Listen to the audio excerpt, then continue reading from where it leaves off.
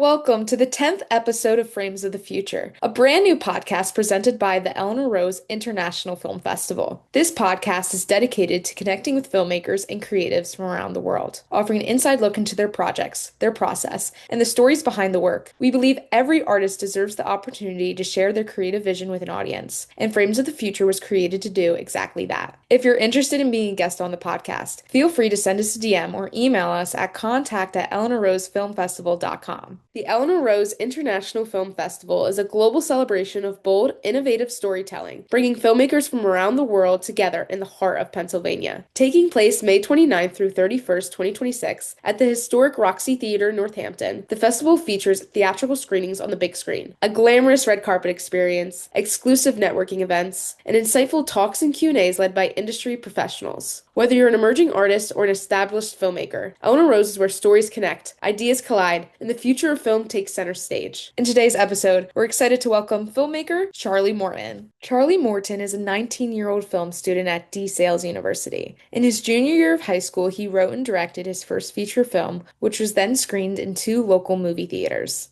Since then, he has made several other short films and a music video, which was submitted to Eleanor Rose International Film Festival last year. His most recent film, Theseus, tells the story of Navy SEALs, who are tasked to investigate the mysterious disappearance of the crew of a battleship. Listen as Charlie shares the inspiration behind Theseus, how he gave his crew creative freedom, and his advice to writers trying to break into the entertainment industry. I'm entertainment journalist Ashley Kane. Welcome to Frames of the Future.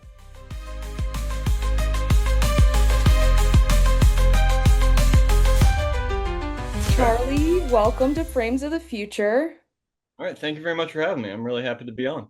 Of course, your film Theseus is about a team of Navy SEALs investigating the mysterious disappearance of the crew of a battleship. What inspired you to write a horror film about the U.S. Navy discovering an eldritch god?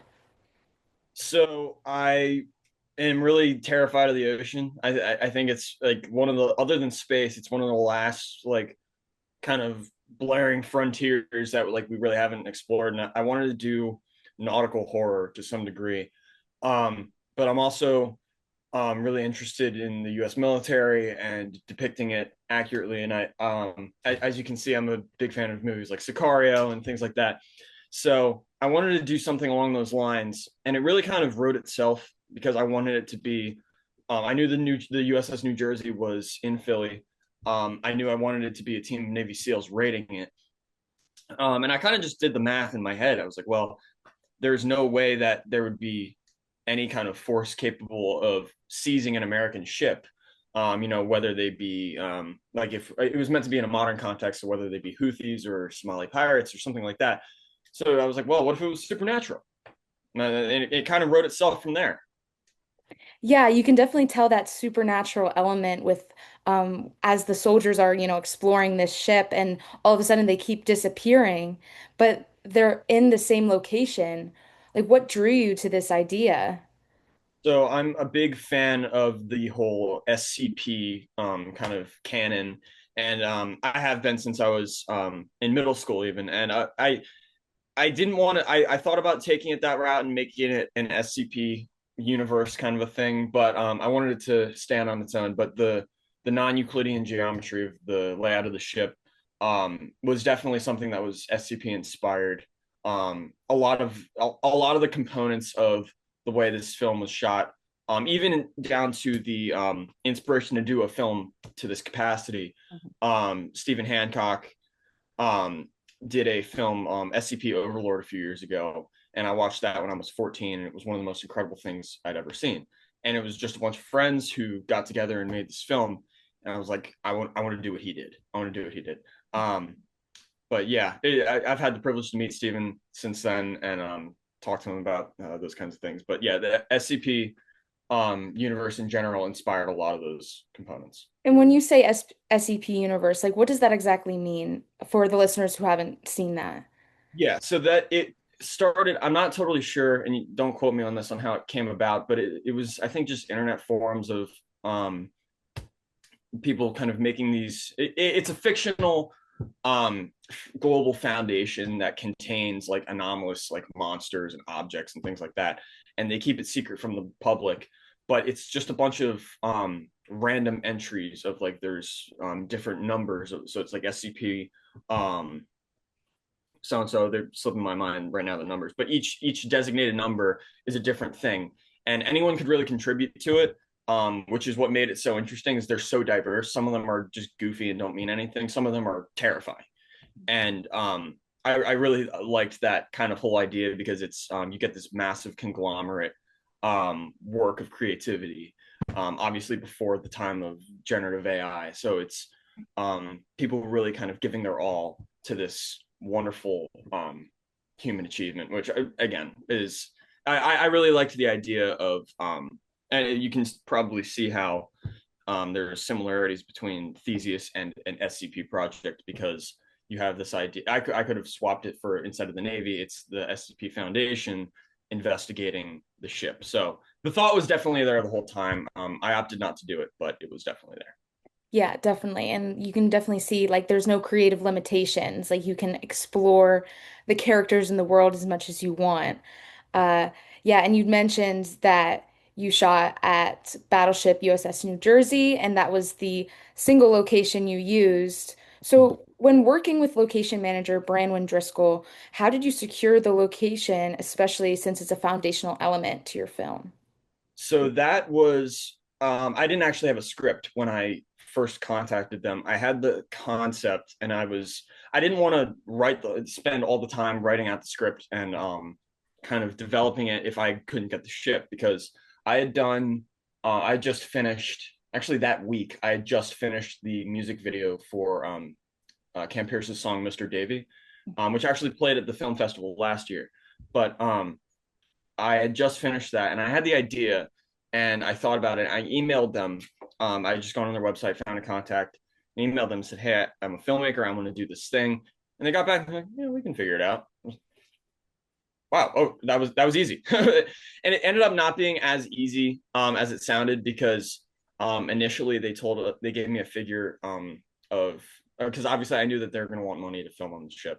They told me $10,000 initially, which was daunting, but I was willing to try for it.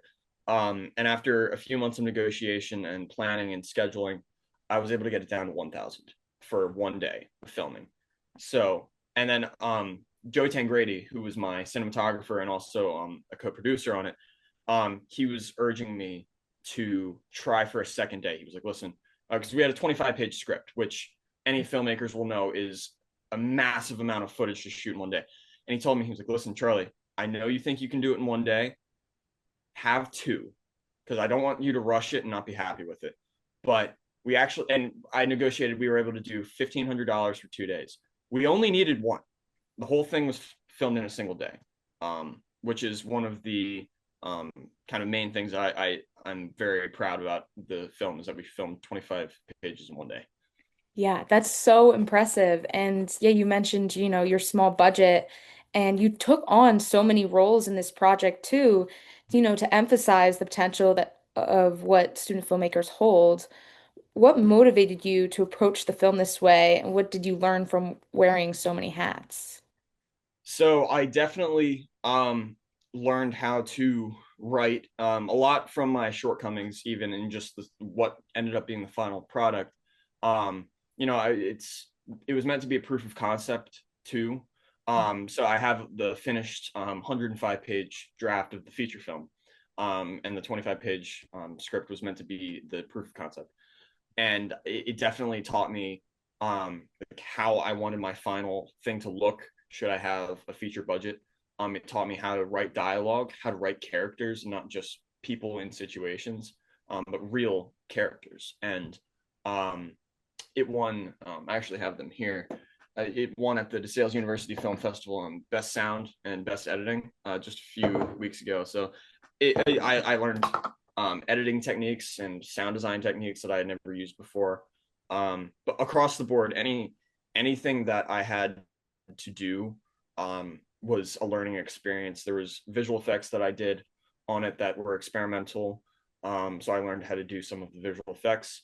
I learned how to do sound design, editing, and anything that I'm credited under. And I left my name out because it was just getting redundant on some things. But there's some soundtrack elements in the film that I recorded myself, like the ending scene, where it's the face off with the shadow hallway, and it might be in the darkness. That track I did write myself. But yeah, everything was a learning experience, all of it. And um, coming out of it, I feel more prepared than ever to tackle the feature and make something that is truly extraordinary. Definitely. And you mentioned 25 pages. Was the 25 pages you wrote first and then you wrote your feature? Or did you Yes. pull the 20? Okay. And with that being said, was it the first, is it going to be the first part of your film, like in the first act, or is it kind of near the midpoint or the end of your film? So, so the actually the short film was originally meant to be self-contained. I didn't think I was going to write. I didn't think I could write a feature based off of it. But the more I worked on it and the more I pictured it, I told myself I want to make this a full movie. And the short film is self-contained, like that is the full story. But on the feature, it is much more expanded. I dive deep into the individual relationships of the characters. Instead of four Navy SEALs, there's 16, but half of the team is not really shown. So in the opening sequences of the feature, there's two helicopters, each with eight SEALs in it. One of them isn't able to land their troops, so it has to turn back. So you have eight SEALs that are landed. So instead of four, you have eight now, technically. So there's eight, and their conflict is ramped up. They're already at odds with each other, but when they're trying to land, one of the SEALs falls into the water. They're doing this thing called fast roping, which is depicted in Black Hawk Down, but it's still a method of insertion that's used today, where a rope is descended from a helicopter, and soldiers will be wearing these thick leather gloves, and they can just hold the rope and slide down. So as they're trying to do this, it's in the middle of a storm, 10-foot waves, these massive swells. One of the Navy SEALs falls into the water. It's the middle of the night, disappears immediately. He's just gone. That SEAL was the corpsman, or it's a Navy medic of the SEAL team, and he was the only guy that would really be the uniting force of keeping these guys from going at each other. So right off the bat, we're thrown right into it, and the only guy who's capable of keeping these guys from going after each other is gone. So that's really the first hour of the film, is their buildup, and the monster as it appears in the feature is meant to be the physical manifestation of their conflict coming to a head. Interesting, interesting. It's so interesting to see, such like just a 25-minute short film, then brought into this long feature. You added more characters, which added more conflict. Uh, do you have any advice to filmmakers who want to, take their short films and make it a bigger long form content like a feature? Know your content. I think the biggest thing, especially when I tried to discover what I was going to write for the feature, is I had to figure out what I'm actually trying to say with it. And it's not a statement kind of a film. It's not that kind of a thing. But I had to understand, what are the shortcomings? What are the character arcs? A lot of the times on short films, you can get away with having less developed characters whose stories can be summed up to 10 minutes or 20 minutes or whatever it might be. In the short film Theseus, the commander's main challenge is really just the fact that he's losing men. But obviously, that wouldn't hold up for 2 hours of a film. So it really forces you to kind of come to terms with the characters that you're writing, to identify them with them in ways that you might not be totally comfortable with, but is necessary to build them as people.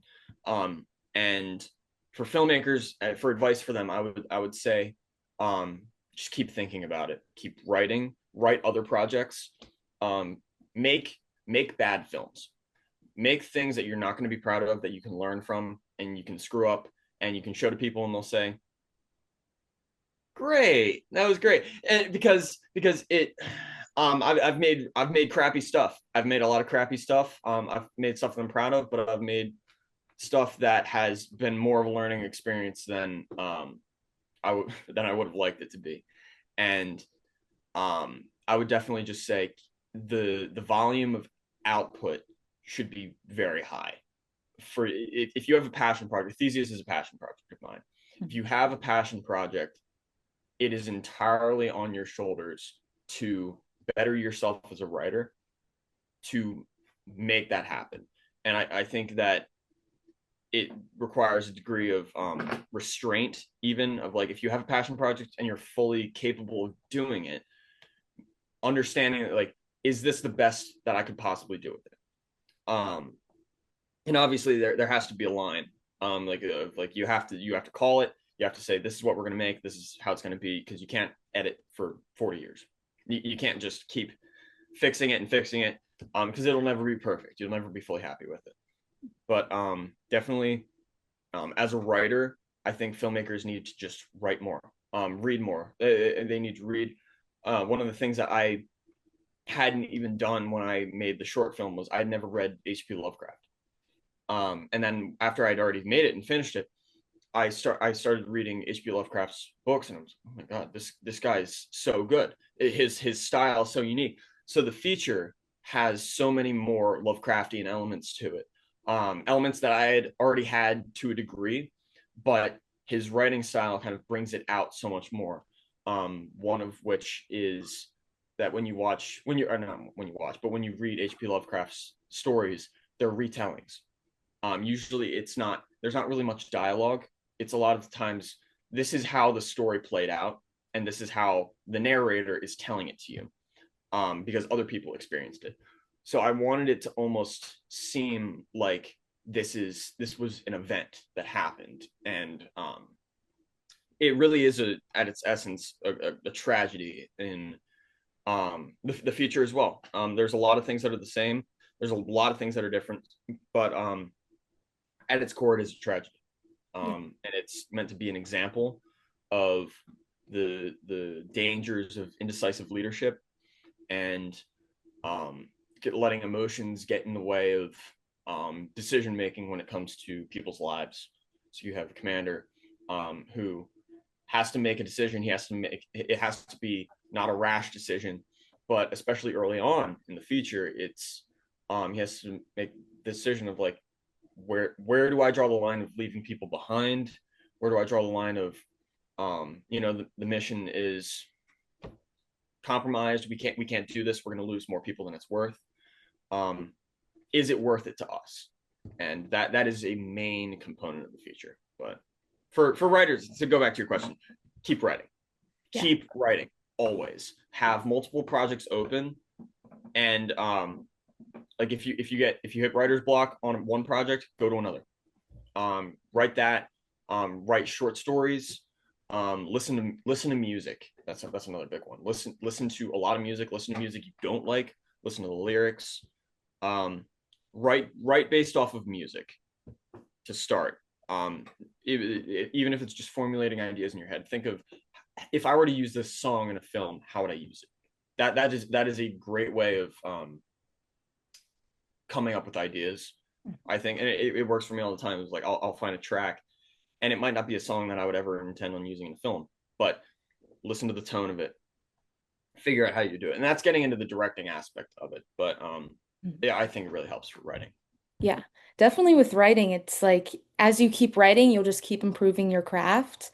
And yeah, as you said earlier, to know your content, know your characters, know your story, know the internal conflict, the external conflict, and the stakes, set those stakes. And yeah, and just to know the story that you're trying to tell and the message that you're trying to, communicate to your audience. Uh, yeah, and with that being said, you were talking about the end of your film, and it's so striking with the last soldier warning his unit and asking Jesus to have mercy on him as he awaits the eldritch God. What was your intention behind ending on that moment, and how did you want the audience to feel leaving the film? So the ending was originally a little bit longer. I had looked at a letter that Saint Ignatius of Loyola had written on his way to Rome to be executed in the Colosseum, And I had kind of adapted and reworked some of the dialogue from that letter into this final triumphant monologue of let me be ground by the teeth of the wild beasts and let them let my sacrifice be an example and all this. And I screened it a few times to some people, and there's like, it's like fine. And the main issue is just that aspect of um Lieutenant Grant, who's the commander, that aspect of him hadn't been fleshed out at all. It just kind of comes up, oh, that's there. But I made the decision to cut out that portion of the film and leave it on just that simple. I believe it comes from orthodoxy of just the simple. I think it's just called the Jesus prayer. Lord Jesus Christ, Son of God, have mercy on me, a sinner. And that as a moment of just desperation of he's shown throughout this time of like he at least has this Christian iconography on his uniform. He is a believing man. So it's this moment of like, what do you do when you just he hasn't seen it. At that point, he has never seen this monster. He doesn't know what his men were up against. So it's just this moment of he knows that he knows nothing. And it's just pure desperation. He's stripped down to his most primal state of survival. And when he realizes that his rifle's not going to do anything for him, it didn't do anything for the others, it's not going to do anything for him. What is that one thing that he can turn to? And that is his Christianity. But Yeah. that's kind of what I wanted that final moment to be, is that you never see the actual face off between him and the Wendigo. It's really just it's a question of is that statement alone, that vocalization of his faith, is that salvation? Because there's him being saved and there's salvation, and that's where you have the question of like, was he killed, was he not? Because whether or not he kills the Wendigo, he his final call out is to sink the ship. He wants them. They're going to torpedo the ship. So regardless, he's going to be killed, but will he be saved is the question. So Yeah, that's a that good that's why I wanted that ending to be. yeah, that's a good question to leave audiences with. Like, did he die? Did he kill him? What happened to him? And I really appreciate you including a subtle theme of religion into your film because I mean, I bet with your feature film it can explore more into that subject, but just to have it be, present is just like so powerful and connect to so many more people. Um, yeah, and was there like a message that you wanted audiences to take away or a feeling you wanted them to have after watching your film from beginning to end? That's difficult because there wasn't necessarily any one message. That's one of my main problems with Christian films in general, is that a lot of times they tend to be preachy, Mhm. and they don't tend to let it just sit and be there. And you said you used the word like present, like it's I want it to be just there. Like it's not like he's trying to tell you anything. So I all right, I guess now that I'm thinking about it, the message would be just using him as an example of like he's not forcing it down anybody's throat. But he's also not silent about it. Obviously he's adorned his uniform with all those things. All the other guys have too. They've chosen their um, designs that they want to have, their own things. In my head, there was a lot more deeper backstories to each guy of why they have what they do on their uniforms. But I would say that his his sacrifice is meant to be an example of the potential resilience that people could have, um, just in the face of unimaginable evil. And this is something that I think the feature definitely plays out a lot more, is that there's a lot more time to just sit and reflect on the weight of what's happening. There's the feature heavily dives into themes of guilt, of responsibility, of, the commander has to make the decision when one of the SEALs falls in the water in the opening scene. He falls, and there's already three SEALs on the deck. One of them sees it. He runs over. He's like, "Oh my god, Jim just fell in the water." He runs over, and there's a phenomenon that I learned about where, in certain conditions of snow or rain, or typically like sandstorms, enough static electricity can be generated by the rotors of a helicopter to cause lightning strikes. So as one of the SEALs falls into the water, another one on the deck is like, "Oh my god, he just fell in the water," runs over to see what happened, and he's struck by lightning. So within 10 minutes, you have one man missing and another in a coma, who's severely burned from the lightning strike. And the commander still has SEALs in the helicopter. They want to go look for the guy in the water. The guys on the deck are trying to administer CPR to the man in the coma. And it's all these things happening while it's pouring rain, wind is blasting in the helicopter. There's another helicopter circling the ship. And he has to make this split-second decision of, do we leave the guy in the water? Do I get more guys down? Do we leave the guys on the deck and all get out of here? And it's that pressure never lets up. The feature is just this massive pressure of all the weight of responsibility coming down on the commander's head. And there was a time when I wanted to be a SEAL. That was something that when I was in high school I thought was going to be my career path. And this is kind of, I guess, in a way meant to be what I think potentially could have been an outcome, is because I realize now that I don't think I'm cut out for that kind of a life. I don't think I would be good at it. And I think that the commander's shortcomings in the short and the feature reflect what I think would be my own shortcomings and what I would overthink and what I would let cloud my judgment. And it's awful, but I do think that because of a lack of skill in those areas, that it could become dangerous for people under my command if that had happened. But that is what happens to the commander. Is he's been in combat before, he's been in normal situations, but what happens when he's thrown into a situation when this is nothing that he could have trained for at Buds? This is nothing he could have trained for in real combat elsewhere. It's truly a completely unexpected situation that he has to adapt to. And the question is whether or not he's able to. Yeah.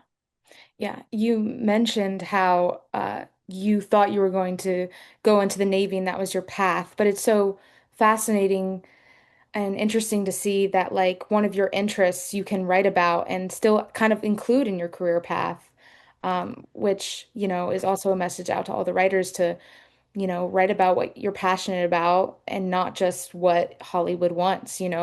I think Eleanor Rose, we have this message of bringing back original stories. There's a lot of films in Hollywood nowadays that are depending on IP and different, brands to tell a story, but to just bring back these original stories. So it's so inspiring to see that you are doing that, with your work, bringing your interests in as well.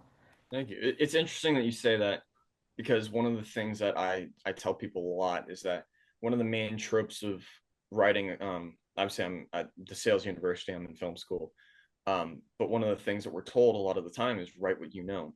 And I think that's really dangerous, because it's a reason not to know more. And you're told write what you know, so you end up getting a lot of films that are contained to the lives of 19 or 20-year-olds. And they can be done really well. I've seen people do them really well, and it's good. But I personally have made it a goal to write about things that I don't know about and make the effort. There was a massive amount of research that went into Theseus, and I had been doing research into those subjects before I even knew I wanted to do Theseus, because I wanted to do a film about war with that subject, and also because it's visually interesting.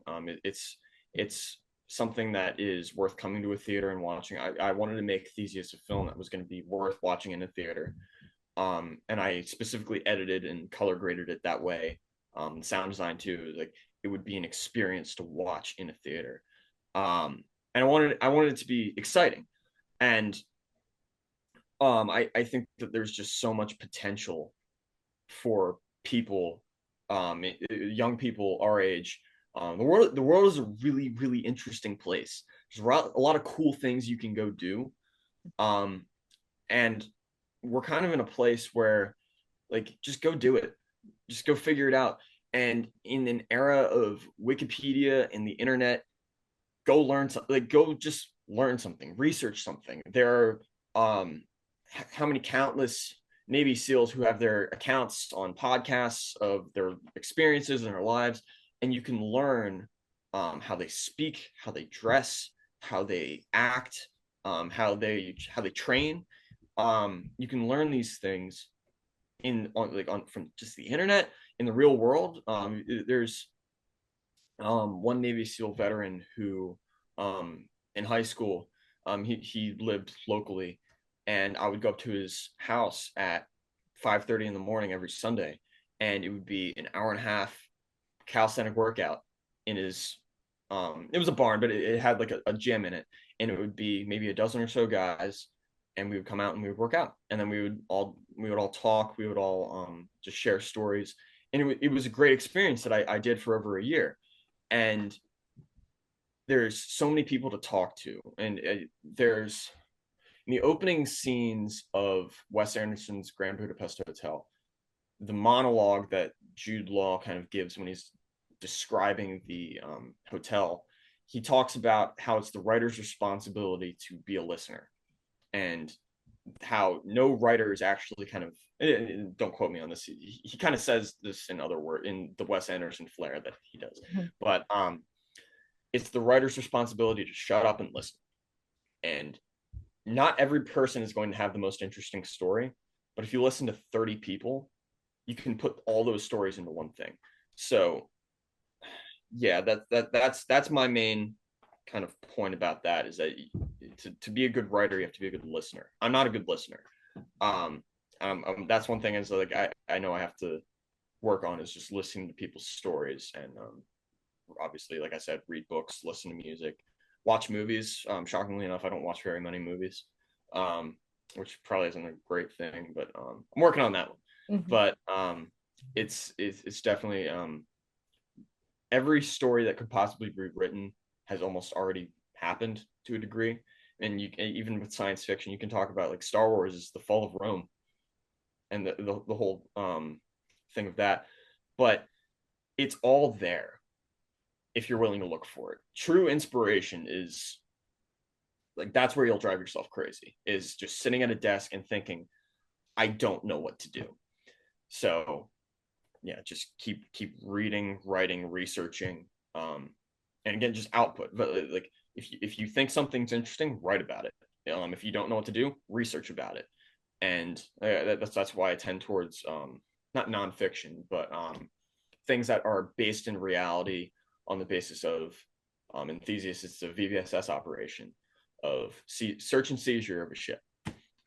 So I can base a lot of my story off of this single premise of, we have to search the ship and seize the ship, and that is our plot. And everything else unpacks from there. So you have your supernatural elements, obviously, that build from there. But the basis of it is this primary goal of, we have to search it, we have to hold it, we have to take the ship. Whatever else happens is subverting that main goal. But Yeah. that's all I have to say about that. Yeah, I feel like the world is such a like big place with so many opportunities, and just like not limit yourself as a writer and get involved and get yourself out there to experience those and have those life experiences, so you have things to write about. And as you said, like listen and you'll find it. Um, yeah, and I know you were talking about directing earlier. You chose to shoot with two cameras, which helped cut down film time and allowed your actors to improvise more. What led you to that decision, and how did it change the way you directed on set? So that decision was made purely because I knew that I was going to have to not pay heavily for every day that we filmed, but I knew that every day could be another $1,000, $500, and it was really going to start racking up a lot more than if we filmed in like a public park or something like that. And I wanted the budget to be going towards the gear, towards the monster, towards other things that would make the film stand out. So I knew the ship was going to be worth it, but we did two cameras. It was an FX3, a Sony FX3, and a Sony A7 IV on two small Ronin gimbals, and none of the people who were in it were actors. It was just my friends, and I joke with people sometimes that my buddy Jack, who was in it, he was in ROTC. He already had the uniform, so that was one less uniform we had to buy. Jacob could grow a beard, so he looked old. So he could grow a beard, so he looked like a seal. He was in it. Aiden Gallagher looks 40, which we messed with him about. So we casted him, and then I wrote the lines, so I already knew them. And I was going to be one less person to drive. So that was our four.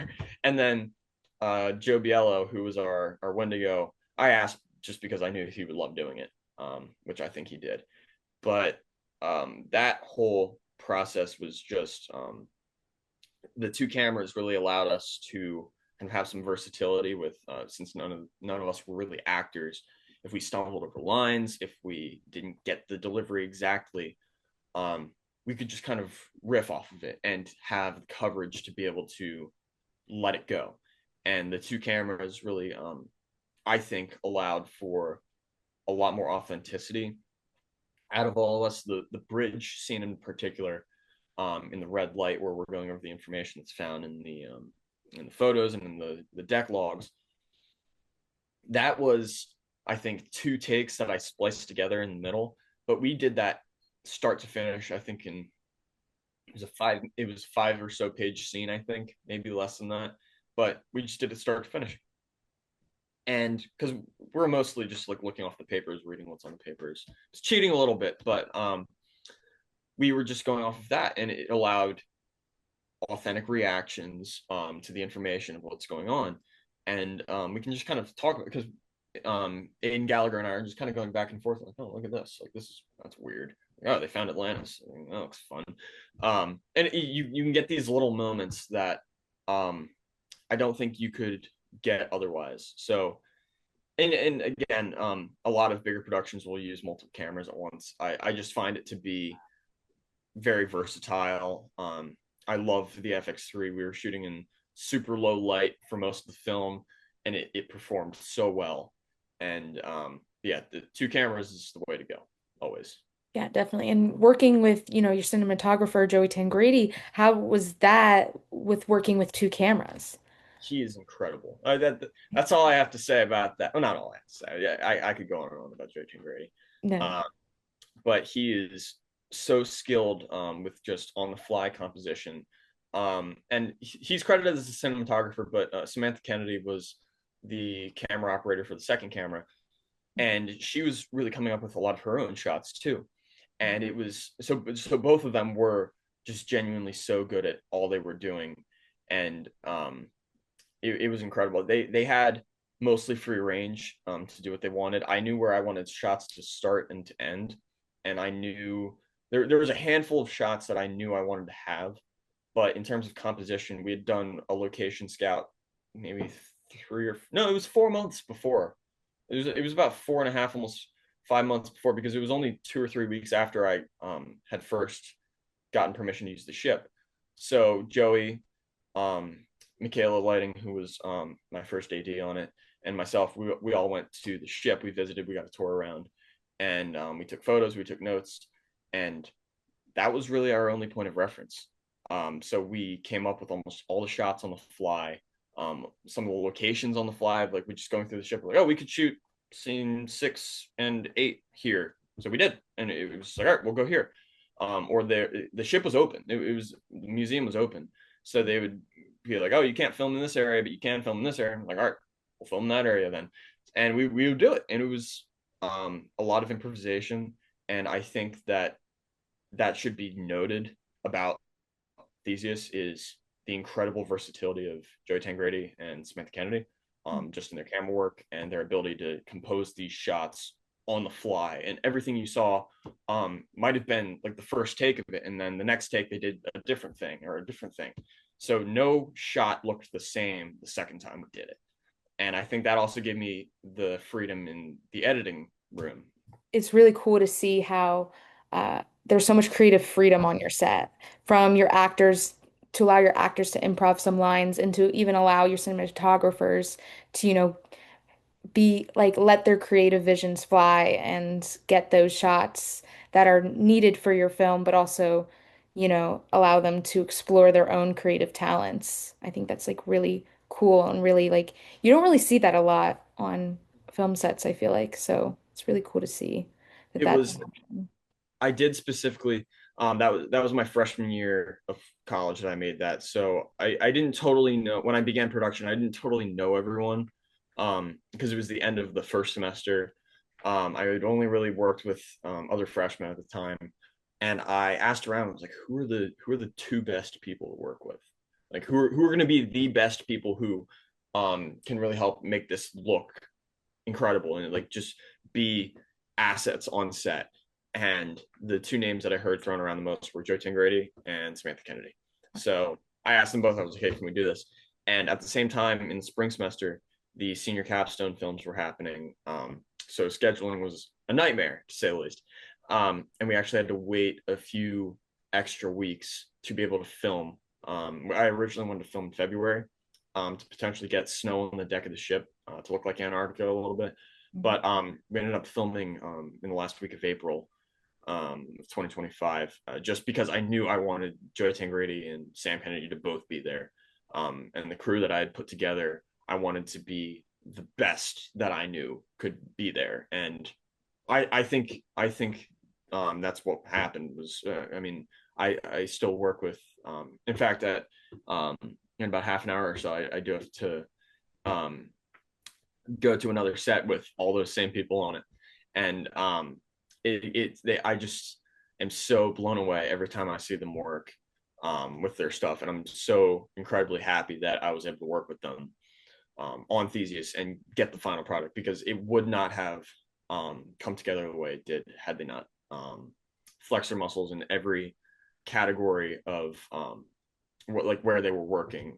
Had Joey and Sam not been incredible on camera, had my cast not been so focused and committed to it, there was no air conditioning in the ship. So I joke with Aiden Gallagher that when we walk into the first rally point, the room with the wood on the walls, and I told him, I was like, "Hey, it's supposed to be Antarctic. Can you walk in and just like rub your hands like you're cold or something?" And when he puts his arms up like this, you see the sweatiest pits in Antarctica you've ever seen. It is No. because it was so hot in that ship. And I told him, I was like, "Can you make it look cold?" And he's like, "It's not cold at all." And I know it's not cold, but it was it was a long day. It was probably one of the most difficult tasks I would go so far as to say it was the most difficult single day of my life. But it is so far turned out to be one of the most rewarding.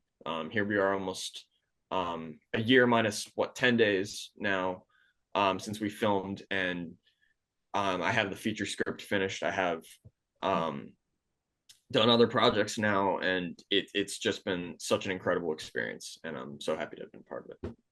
Yeah, definitely. And you met connections, and now these connections are giving you projects to work on, and you can then see them at film festivals as well. How did you discover the Eleanor Rose International Film Festival?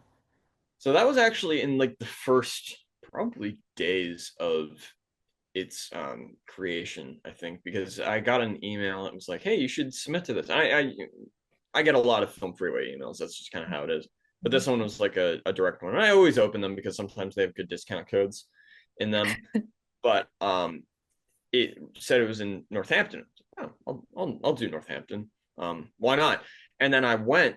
I got in with two films. I think I had both my films, and I had Blindside and I had Mr. Davy, which was the music video. Mhm. And they played there, and Joe Tangradi was there, Dylan Baker was there, a lot of my friends were there, and I was like, "Oh, this is great, this is awesome."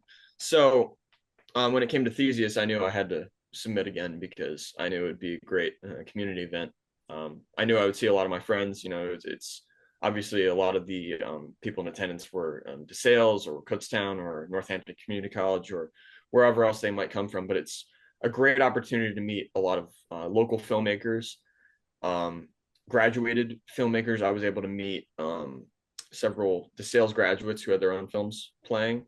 And that's something that you don't get to have often just around campus, is meeting people who graduated before I even came here.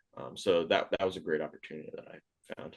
Yeah, definitely. It's a great opportunity to network and meet people that are trying to break into the industry you are. And yeah, and with that being said, Charlie, we are now moving on to our game segment. It's it's Would You Rather Film Edition, okay? It's Okay. 6 questions, rapid fire, no explanation, just like what, just give me your answer. Are you Okay. ready? Yes. Okay. Would you rather face an unknown monster you can't understand or a monster you fully understand but can't defeat? Don't understand. Would you rather shoot in a single location with a big budget or multiple locations with a small budget? Big with one location. Okay. Would you rather lose all sound design in your film or all dialogue? Dialogue. Would you rather have your audience scream during the film or sit in complete silence afterwards? Silence. Would you rather receive acceptance to multiple film festivals but not win an award, or receive acceptance to one film festival and win multiple awards? Multiple festivals. Would you rather be known for your storytelling or technical style? Storytelling. Okay, and that's it for the game segment. Charlie, thank you so much for joining Frames of the Future today. Absolutely. Thank you for having me. It was a good time. I'm entertainment journalist Ashley Kane. Thanks for watching.